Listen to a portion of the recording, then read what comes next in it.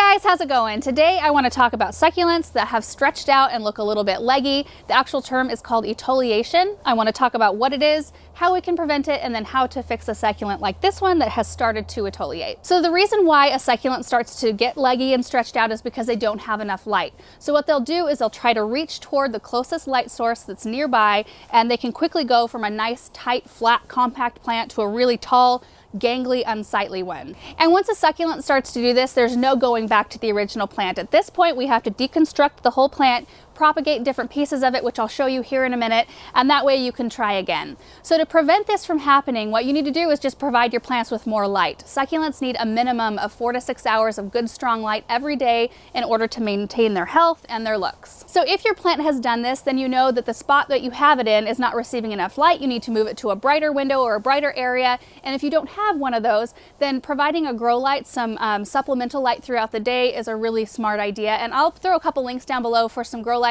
that I think work really nicely. Now to fix it, I've got a pretty good example right here. This is an Echeveria that started to stretch. It does not look horrible. Some of them start to stretch so fast and they get misshapen so fast that they don't even have a nice rosette on the top anymore, and this one does, which is nice. So I'll actually have a nice looking smaller Echeveria plant at the end of this, plus I'll have a bunch of leaves to propagate.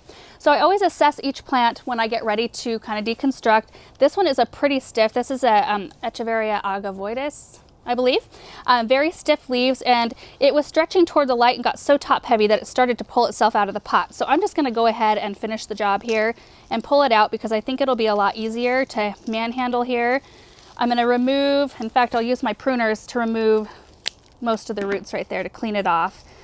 Move this to the side, and you can see what I'm left with here. You can see all the nice healthy leaves. So what I'm going to do is I'm going to start by trying to remove all these leaves, and we want to get as clean of a break from the original stem as possible. So to do that, you just kind of wiggle the leaves back and forth and give them a slight twist, and that's what you want them to look like right here. They'll kind of have like a little curve where they attach to the stem. If your leaf tears, then it's no good. You can get rid of it. It won't propagate properly. So I'm just going to continue removing leaves until I get about up to here, and then I'll show you what to do at the top. All right, I've got all the leaves removed, and I only wrecked one of them, which is pretty good, I think. There's 28 here that are really nice, and if I have really good success with propagating, that means I could possibly have 28 more of these Echeverias here in several months. And the stem turned out really beautiful too. Look at that right there, super clean. And what will happen is when I pot this, all along the stem where leaves were attached to it, it'll produce roots, and probably along the bottom as well. Let me bring the pot in, then I'm going to be potting it in. It's going to accommodate the whole stem, which is really nice, so I'm not going to trim it. If your stem is too long, you want to make sure to trim it about 1 to 2 inches from the base of the plant. That way you have a good anchor down into your soil. If you are left with no stem at all, if you accidentally popped it off, it's no big deal.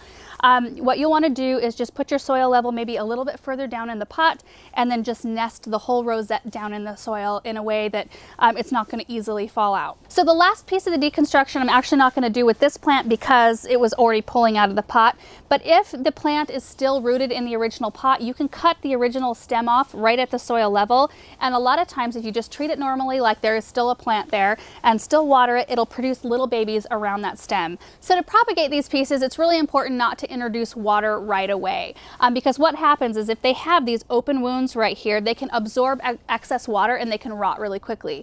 So you can either leave them just like this, take them inside, put them in a spot that gets bright and direct light, and let them sit for 2 to 4 days and dry out so that those ends have a chance to heal over, especially if you cut the main stem. That's a really large open wound. You want to make sure that's nice and dry.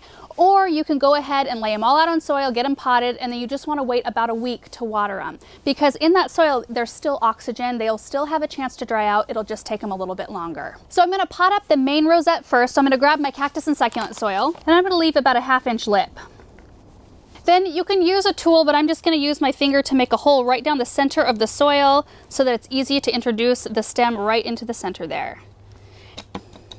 Then I kind of shake the pot and tamp the soil in around the stem and add any extra soil if I need to. So that's all there is to potting up the top portion. It already looks beautiful. I'll just wait about 7 days to start giving it water. So I'll set this one aside and then we will start with the leaves. Now you can propagate leaves in anything. You can use containers, like regular containers. This is a boot tray. You can use saucers, a baking pan, whatever you want. I just like to use a shallow surface. So I'm gonna clear these off really quick so I can put some of my cactus and succulent soil in the tray.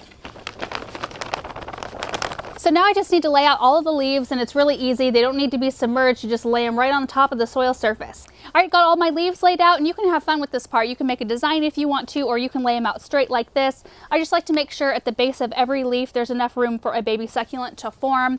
And again, I will wait to water these for about 7 days so that base will have a chance to heal over and dry. And at that point, I will use a spray bottle to water them. Because this is such a shallow tray, it's easier to do it this way so that you don't make a mess and accidentally give them too much water. And I do make sure to check on these every few days. These need quite a bit more water than a regular potted succulent will, just because there's not as much of a reservoir to retain any moisture. So you'll start to notice hair roots form in just a few weeks, and then they'll start to push new little baby leaves. And it does usually take several months before you get an actual baby succulent that's big enough to pot up in a new pot. But it's a really fun process just to see it evolve and kind of unfold in front of your eyes. And that's 28 free succulent plants, which I think is the most exciting. So that's it, you guys. That is how you fix a succulent that has etiolated and gotten leggy. I actually have 4 more that I'm going to be working on today that have just barely started to etiolate, and I wanted to make sure to get to them before they got too bad. So thank you so much for watching this video, and we will see you in the next one. Bye.